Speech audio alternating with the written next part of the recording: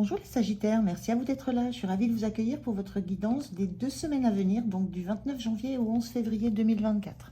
Donc prenez les messages s'ils vous parlent, s'ils résonnent avec vous. Si ça ne résonne pas, vous laissez passer. C'est très important d'être dans cette dynamique-là, de ne rien forcer.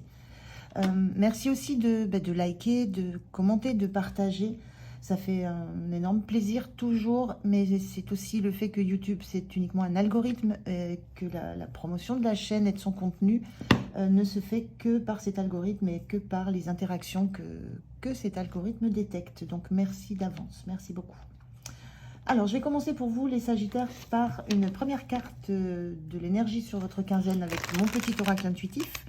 Je continuerai pour la situation avec le tarot des anges, comment vous vous sentez, le point de soutien, le point de vigilance, comment vous quittez cette quinzaine.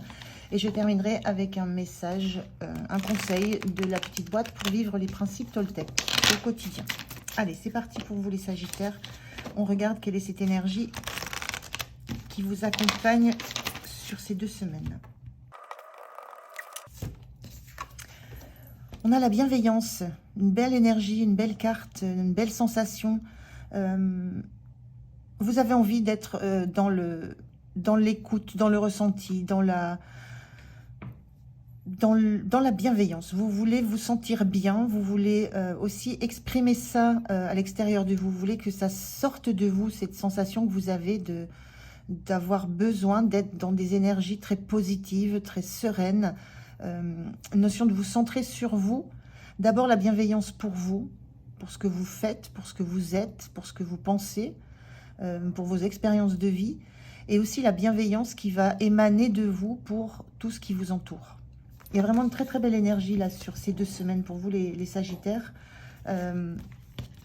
Ce besoin de vous sentir bien, bien avec qui vous êtes et bien dans votre environnement. Alors on regarde la situation. Je fais le tirage, je vous retrouve de suite. Allez, on regarde le dos de deck. On a le roi de terre. Une belle énergie de quelqu'un qui sait sur quoi il a investi, qui sait sur quoi il peut s'appuyer, qui a de quoi être nourrissant pour les autres, qui a de quoi faire vivre en fait une famille. Je reviens. Voilà, désolée. Vraiment une belle énergie d'ancrage, de positionnement au sein d'un environnement et d'un positionnement pour vous, en sachant ce que vous avez créé, sur quoi vous pouvez vous appuyer et ce que vous pouvez aussi partager avec le reste de votre famille, avec le reste du monde, avec les personnes qui vous entourent. Et surtout la sensation d'avoir les moyens de le faire. Alors, on a un 8 de terre inversé, un as d'eau inversé et un 9 d'air. Alors, avec ce 8 de terre, vous avez la sensation que j'ai, c'est vous êtes au bout d'un travail que vous avez fait. Il y a la notion d'avoir travaillé sur vous. Le 8 de terre, ça peut être un travail personnel, de développement personnel. Donc, ça peut être de cet ordre-là. Il y a cette notion d'avoir suffisamment travailler et d'être maintenant en capacité de profiter de tout cet investissement que vous avez mis sur vous, sur vos valeurs, sur ce qui comptait pour vous. Il y a cette sensation-là et cet as d'eau, ça parle, carte bien aspectée, elle est à l'envers, hein, mais carte bien aspectée, ça parle de tomber amoureux, d'une relation qui naît, d'intuition, d'une opportunité. En fait,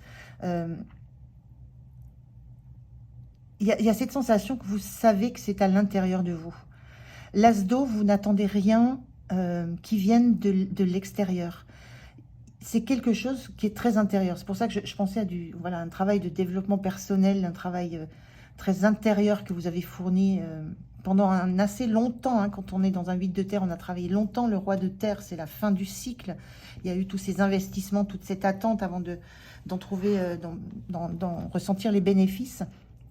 Et il y a cette notion que sur ces 2 semaines, vous savez que tout vient de vous, de l'intérieur de vous, que vous n'avez rien à attendre de renouveau de l'extérieur, que vous avez tout en vous, parce que justement, vous avez pris ce temps d'analyse, d'introspection, de compréhension, d'apprentissage, et que ça ne dépend pas des autres. Vous n'êtes pas, voilà, il n'y a pas cette attente d'une opportunité, de quelque chose de nouveau. C'est en vous, c'est à l'intérieur de vous. C'est presque une renaissance à vous, avec tout un acquis, avec un acquis des compétences, des valeurs intrinsèques. Et ce 9 d'air, la 9 d'air, c'est toujours une carte assez difficile, mais c'est aussi un 9, donc c'est une fin de cycle. On parle souvent de pensées qui empêchent de dormir, de légères déprimes, etc. Il y a cette notion de sortir justement d'un cycle difficile où vous êtes venu beaucoup vous questionner sur vos problématiques. Vous avez beaucoup travaillé sur ça. Et il y a cette sortie de cycle. Vous sortez d'une période peut-être un petit peu de déprime, mais une période de questionnement peut-être spirituel, de questionnement existentiel, qui vous ont occasionné des nuits blanches, qui vous ont perturbé, qui ont été assez déstabilisantes, qui vous empêchaient de lever les yeux et de voir le plus beau qui pouvait se trouver autour de vous. Et c'en est fini avec ça. Voilà. Vous sortez de ce cycle-là avec cette sensation d'avoir bien travaillé, suffisamment travaillé, et d'avoir maintenant besoin de profiter de tout ce que vous avez compris, emmagasiné, et de pouvoir le redistribuer. Donc c'est vraiment très très beau comme énergie. C'est la fin d'un cycle assez difficile émotionnellement et dans la pensée, dans tout ce qui venait vous... dans les perturbations de la pensée. Comment vous vous sentez en reine de terre inversée? Pour l'instant, moi ce que je ressens, c'est que vous avez besoin de vous occuper de vous.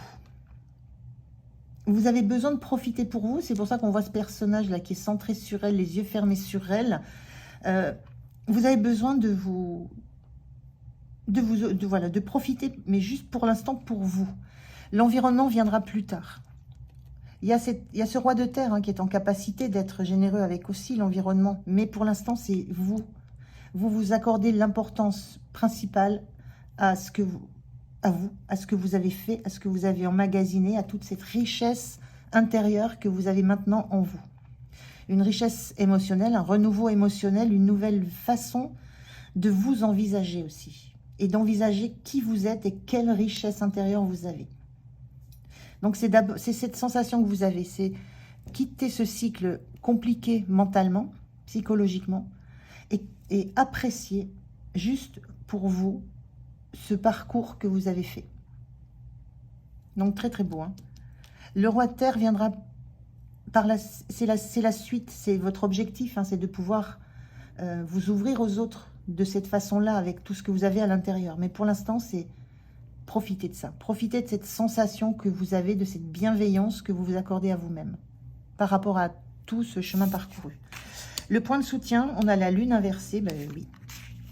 Ce qui vous soutient, c'est que maintenant, ce qui devait remonter est remonté. On en est, je vous le disais, on en est à cette fin de cycle. Le 9 d'air, c'est la fin de ce cycle compliqué.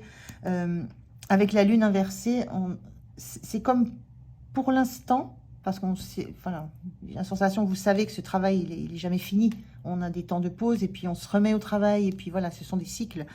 Mais pour l'instant, vous savez que ce qui devait remonter en surface, ce qui devait être travaillé, ce qui devait venir de vos profondeurs, de vos profonds... de vos profondes expériences, de vos expériences du passé, ça a été remonté, ça a été remonté, ça a été travaillé, et c'est plus le moment là de le faire. C'est le moment de profiter de tous ces bienfaits. Donc le point de soutien, c'est que maintenant, vous ne laissez plus vous ne laissez pas une 10e épée arriver. Vous en avez fini avec ça pour l'instant. Le point de vigilance, on a la reine d'eau inversée. Le point de vigilance, on vous dit de pensez vraiment à vous. C'est d'abord vous. Cette reine de terre, elle a toujours besoin d'être nourrie, d'être riche à l'intérieur, parce que son premier objectif, c'est de nourrir et d'être chaleureuse et d'être bienveillante avec tous ceux qui l'entourent. Le point de vigilance, ce qu'on vous dit là, c'est d'abord vous. Pensez d'abord à vous, à vos émotions, à ce que vous ressentez. Il y a cette notion d'être un petit peu égoïste par rapport à ce que vous allez pouvoir faire de tout ce que vous avez compris et emmagasiné comme force, comme énergie. Mais il y a cette étape à ne pas chanter, à ne pas passer, de d'abord prendre soin de vous, avant de vous occuper de prendre soin et d'irradier cette bienveillance vers les autres. C'est comme s'il y avait besoin de consolider fortement ce que vous venez de traverser, ce que vous venez de comprendre, ce que vous venez d'acquérir comme énergie, comme nouvelle énergie très positive. Il y a besoin de l'ancrer et ça passe par vous. Donc, c'est important, c'est une étape importante. Les autres, l'environnement, c'est après. Quand vous serez suffisamment ancré, solide, solide dans la matière, dans le concret, mais solide aussi dans les émotions. Il y a comme un besoin de vraiment d'ancrer des émotions fortement pour que ça ne vienne pas à nouveau déstabiliser tout ce process que vous avez accompli. Le temps viendra où de nouveau il y aura des remous, mais pas pour l'instant. Donc ancrez vos émotions, conscientisez-les bien, ancrez-les bien. Il faut que ça soit solide en vous. Donc c'est vraiment une étape importante. Pardon. L'énergie sur la fin de ces 2 semaines, l'as de feu, une énergie de passion, une envie de créer, une envie de se lancer dans des nouvelles relations, dans des nouvelles aventures. Il y a quelque chose dans la matière, concrètement dans la matière, que vous avez envie de mettre en place. C'est une forme de renaissance. Vous revenez à l'envie d'exister concrètement dans la matière et d'exister à travers des actions concrètes, des choses que vous allez faire, des actions que vous allez mettre en place, des projets que vous allez avoir envie de créer. On n'est plus dans l'intérieur, là. On commence à ouvrir vers l'extérieur, à ouvrir ses projets, ses envies vers l'extérieur. Et avec quelque chose de beau, puisque l'as de feu, l'as de bâton, on le voit, c'est quelque chose qui a envie de rayonner, qui a envie de s'expanser. Donc une très très belle énergie sur la fin de la semaine, c'est à la fin de la quinzaine, pardon. C'est là où vous allez commencer à montrer ce qui est à l'intérieur de vous.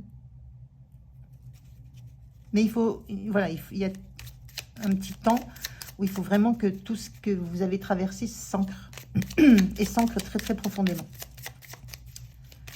Alors, un message pour vous. Alors, un message pour les Sagittaires, s'il vous plaît. Un conseil, un message. Merci. Alors, qu'est-ce qu'on vous dit? On vous dit, je sais que l'univers ne veut que mon bien.